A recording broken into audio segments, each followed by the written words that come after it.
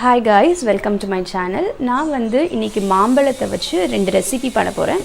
ஒன்னு மோர் குழம்பு, இன்னொன்னு டெசர்ட். சோ அது எப்படி பண்றது நான் காட்றேன்.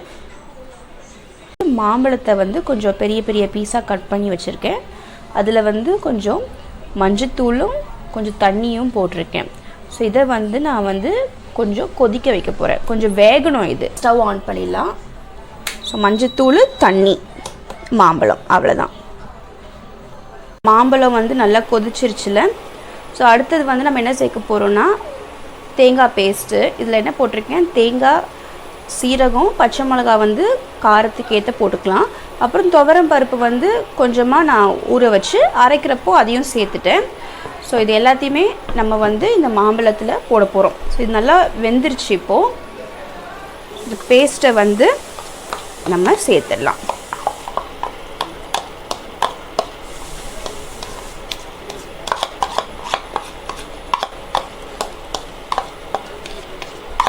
அப்புறம் உப்பு கொஞ்சம் சேர்க்கணும்.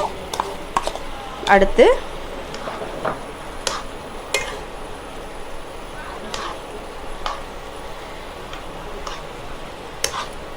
உப்பும் சேர்த்துடலாம்.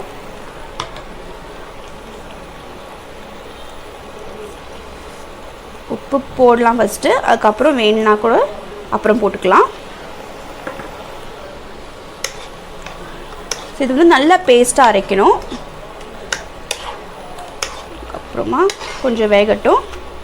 ஆனால் தேங்காய் சேர்த்ததுக்கப்புறம் ரொம்ப வேகணும்னு அவசியம் இல்லை, ஏன்னா ஆல்ரெடி மாம்பழம் நல்லா வெந்துருச்சு. ஸோ ஒரு கொதி வந்தால் போதும். இப்போது தேங்காய் சேர்த்ததுக்கப்புறம் கொஞ்சம் கொதி வந்ததுக்கப்புறமா நம்ம ஸ்டவ் ஆஃப் பண்ணிடலாம்.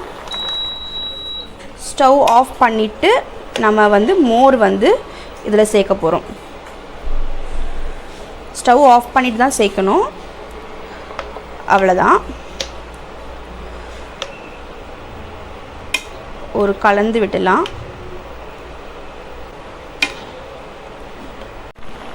இப்போ மோர் சேர்த்ததுக்கு அப்புறமா கொஞ்சம் கொதி வந்துருச்சு. அவ்வளோதான். இப்போ நம்ம ஸ்டவ் ஆஃப் பண்ணிடலாம். ஏன்னா ரொம்ப கொதி வரக்கூடாது. கொஞ்சம் கொதி வந்ததுக்கப்புறமா நம்ம ஸ்டவ் ஆஃப் பண்ணிடலாம். அடுத்தது நம்ம தாளிச்சிடலாம். ஆல்ரெடி தாளித்து வச்சுருக்கேன் நான். எண்ணெய், கடுகு, கருவேப்பிலை, ரெட் சில்லி, அப்புறம் கொஞ்சம் பெருங்காயத்தூள். ஸோ இது எல்லாத்தையுமே நான் தாளிச்சிட்டேன். இதில் சேர்த்துடலாம்.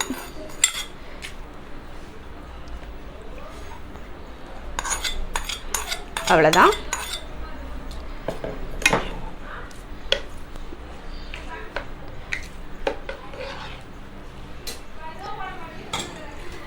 இப்போது மோர் குழம்பு ரெடி ஆயிடுச்சு. அடுத்தது மாம்பழத்தில் ஒரு டெசர்ட் நான் பண்ணுறேன்.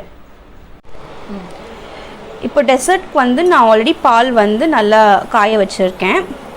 ஸோ இதில் நம்ம கஸ்டர்ட் பவுடர் சேர்க்கணும். கஸ்டர்ட் பவுடரில் கொஞ்சம் பால் ஊற்றி நல்லா கரைச்சி வச்சாச்சு. இப்போ நம்ம என்ன பண்ணலாம், ஃபஸ்ட்டு பால் நல்லா காஞ்சிருச்சுல, அதில் நம்ம சேமியாவை நல்லா வேக வச்சுருக்கேன். அந்த சேமியாவை இதில் சேர்த்துற போகிறேன்.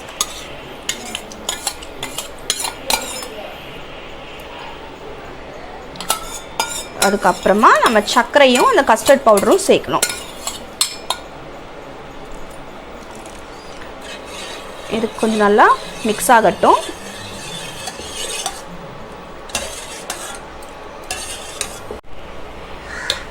ஸோ அடுத்தது நான் சர்க்கரை சேர்க்க போகிறேன். சர்க்கரையில் கொஞ்சம் ஏலக்காய் தூளும் வச்சுருக்கேன்.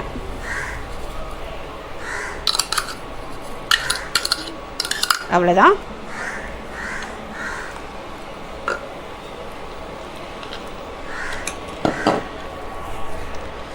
நல்லா கலந்துக்கலாம்.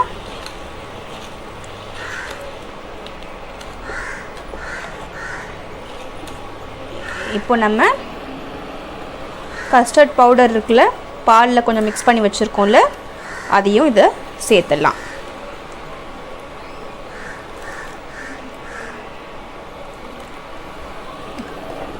ஸோ இது கொஞ்சம் திக்காக ஆகிடும்.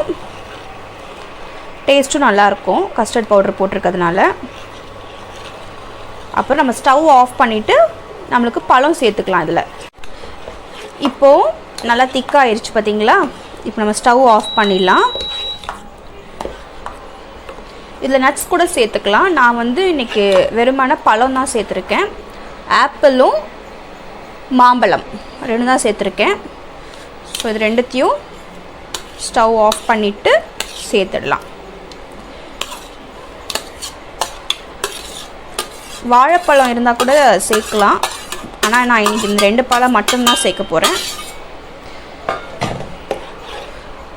அவ்வளோதான், முடிஞ்சிருச்சு.